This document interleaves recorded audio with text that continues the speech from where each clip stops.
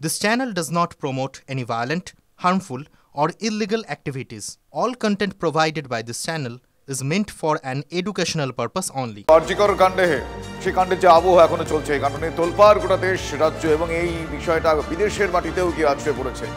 এই সময়ে এই আবহে যৌন হয়রানির অভিযোগ উঠছে। ভাবুন একবার, অর্ধনগ্ন অচৈতন্য অবস্থায় নাবালিকার দেহ উদ্ধার হচ্ছে। এই সময়েও হরিপালের গোপীনগরের ঘটনায় চাঞ্চল্য ছড়িয়ে পড়েছে খুব স্বাভাবিকভাবেই। গতকাল সন্ধ্যায় একটি অন্ধকার গলি থেকে ছাত্রীকে উদ্ধার করেন স্থানীয়রা। হরিপাল গ্রামীণ হাসপাতালে ভর্তি করা হয়েছে নাবালিকাকে। Fair and bright night and day cream, ত্বক থাকবে ব্রাইট সারাদিন, পলিউশন ফ্রি, ঠিক যেন রাতের ফোঁটা সাদা ফুল। সারাদিন হ্যাপি ব্রাইট স্কিন। আমার সহকর্মী সনদ এই মুহূর্তে রয়েছেন আমাদের সঙ্গে সরাসরি। সনদ, জানতে চাইবো যে এই সময় দাঁড়িয়ে যেখানে উত্তাল গোটা দেশ, গোটা রাজ্য উত্তাল, সেই সময় এই ধরনের ঘটনা আটকানো যাচ্ছে না।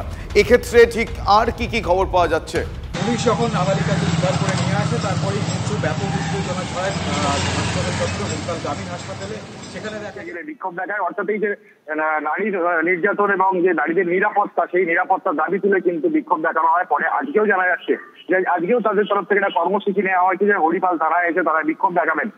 পুলিশের তরফ থেকে জানানো যেটা হয়েছে যে ঘটনা যে ঘটেছে, অর্থাৎ নাবালিকাকে যে অপহরণের মামলা সহ একাধিক কিন্তু মামলা রুজু করে ইতিমধ্যে তদন্ত শুরু করেছে পুলিশ, এবং ইতিমধ্যে তদন্ত করেছে এবং এখনো পর্যন্ত যদিও এই ঘটনায় কাউকে গ্রেফতার করা যায়নি, তবে হুগলি গ্রামীণ পুলিশ সুপার কামনা শীষ জানিয়েছেন এই ঘটনার দ্রুত তদন্ত এবং ইতিমধ্যেই তদন্ত শুরু করা হয়েছে এবং ঘটনা পুরো খতিয়ে দেখা হচ্ছে। ইতিমধ্যেই নাবালিকা যে নির্যাতিতা যে নাবালিকা, তাকে কিন্তু মেডিকেল অর্থাৎ তার যে স্বাস্থ্য পরীক্ষা গতকাল করা হয়েছিল, আবারও কিন্তু স্বাস্থ্য পরীক্ষা করার জন্য জেলা যে হাসপাতাল থেকে নিয়ে যাওয়া হয়েছে। বেশ, কে বা কারা এই ঘটনার সঙ্গে যুক্ত সেদিকে অবশ্যই নজর আমাদের রয়েছে। কিন্তু এখনো পর্যন্ত আরো যা তথ্য আমরা পাচ্ছি, টিউশন পড়ে ফেরার পথে একটি গাড়িতে তাকে দুষ্কৃতীরা তুলে নেয়, এমনটাই নিগৃহীতা ছাত্রী জানাচ্ছেন।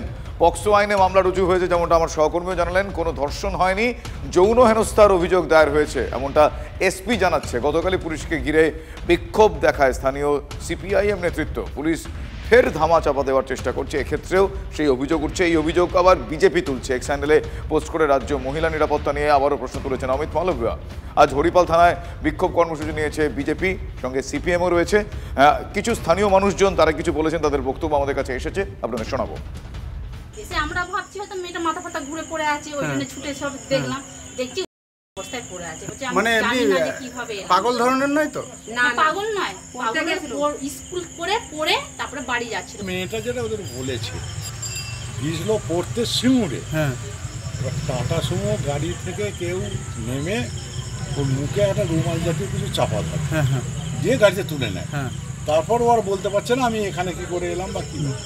রেপের কেস বলা হচ্ছে, কিন্তু আমি একটু ক্ল্যারিফাই করতে চাই কি এরকম নাই কোনো কমপ্লেন্টের, এরকম কোনো রেপের কমপ্লেন্টে ওরকম কিছু নেই, বা যেটা আছে, যেটা আমাদের ভিকটিম যে স্টেটমেন্ট দিয়েছে আপনার মেডিকেল, যেখানে মেডিকেল স্টেটমেন্ট বা যা স্টেটমেন্ট, ওখানে রেপের কোনো ইয়ে আসছে না।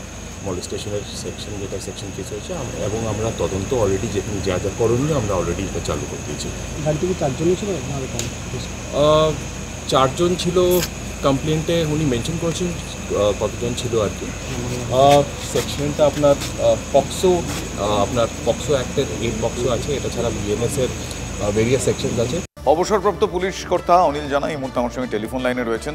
অনিলবাবু, প্রশ্ন জিজ্ঞেস করতেও বড় বিস্ময়কর মনে হচ্ছে, বড় বিস্মিত হচ্ছে আমরা যে এই সময় দাঁড়িয়ে যেখানে তোলপাড় যে ঘটনাকে কেন্দ্র করে, সেখানেও আমি দুষ্কৃতিই বলবো, এদেরকে অপরাধীই বলবো, যারা এই ধরনের ঘটনা ঘটাতে এখনো পিছোপা হচ্ছে না। তাহলে কোথাও কি এই রাজ্যে সেই আবহ তৈরি করা গিয়েছে দুষ্কৃতীদের জন্য, বা দুষ্কৃতীরা মনে করছে যে বেপরোয়াভাবে এই সময়েও তারা এই ধরনের কাজ করতে পিছোপা হবেন না?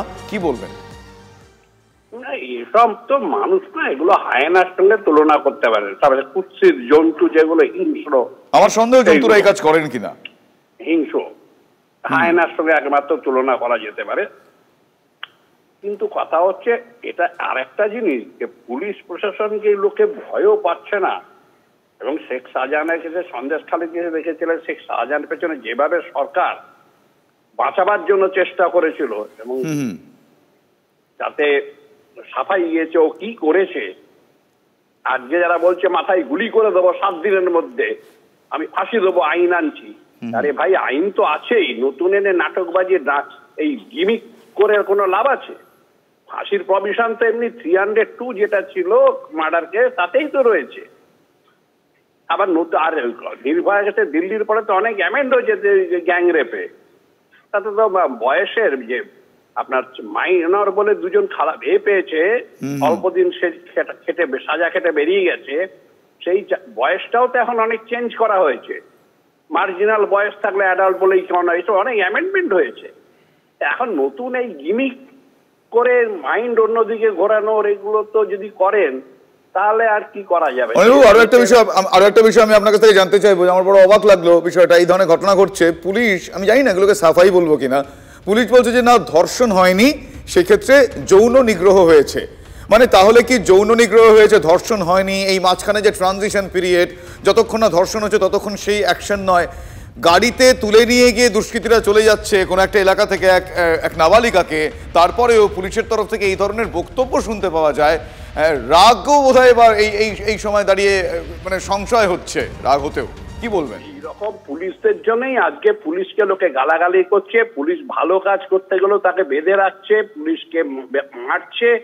কোন এই ধরনের অফিসারদের জন্য এই ধরনের সেন্সেশনের সময় এইরকম কমেন্ট করে। আইনে তো পরিষ্কার বলা হয়েছে, mere penetration is sufficient enough for conviction. Exactly. এই লাইনটা কি পড়েনি, বই পড়েনি নাকি ওই ছোটি বই পড়ে দারোগাগিরি করছে? আমি জানি না তারা কোন বই পড়েছেন বা তারা এই সময় দাঁড়িয়ে এই এক্সপ্রেশন কি করে আসছে। আপাতত বাবু বলবেন একদম একদম একদম উনি কে এক্স্যাক্টলি, আমি সেই কারণে আপনাকে প্রশ্ন করলাম। অনেক ধন্যবাদ অনিল বাবু, আপনার সঙ্গে আবারও কথা বলবো এই বিষয়ে। আমাদের অনেক প্রশ্ন রয়েছে, কারণ এই সময় দাঁড়িয়েও এই ধরনের ঘটনা নক্কারজনক বললেও কম বলা হয়, তবুও এই সময় দাঁড়িয়ে যেই অপরাধীরা এই ঘটনা ঘটিয়েছে তাদের যথাযথ শাস্তি হোক, এই আমরা প্রত্যেকে চাই।